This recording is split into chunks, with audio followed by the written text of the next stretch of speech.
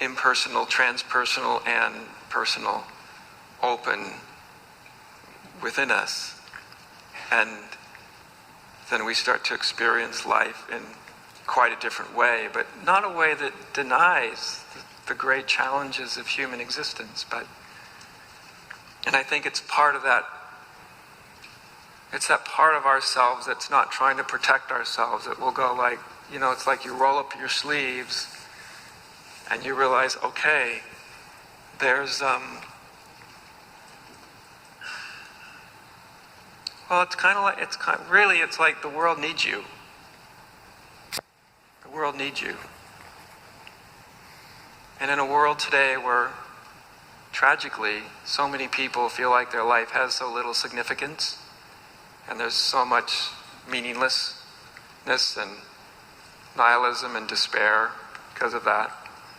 And I find that a lot of people, in some manner, don't feel like their life counts in a way that justifies the challenges of being in just a simple human sense. And yet,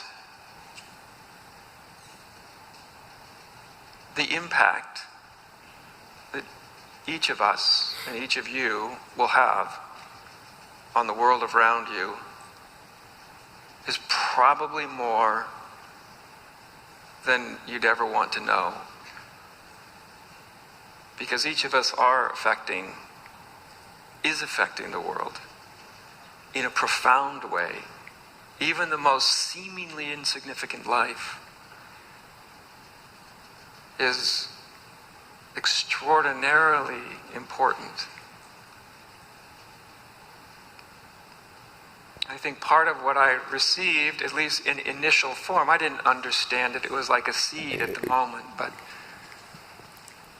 was part of that moment of grace, was a reminder, like the world needs us. It needs you. And it needs the depth of us. Not that we don't see ourselves, I think it's not good to see ourselves as saviors of the world or anything like that. I'm not talking about building a new kind of self around that kind of identity. I'm talking about something more close to the ground, more immediately tangible. That as we become more aware, I think part of what spirituality does is, well, there's a lot of talk about mindfulness, isn't there? And awareness and consciousness and all of these things. And a part of that is opening our eyes and receiving the spiritual impulse in these kind of two fundamental ways. Have you ever known that everything in life kind of comes as a pair of opposites? Right?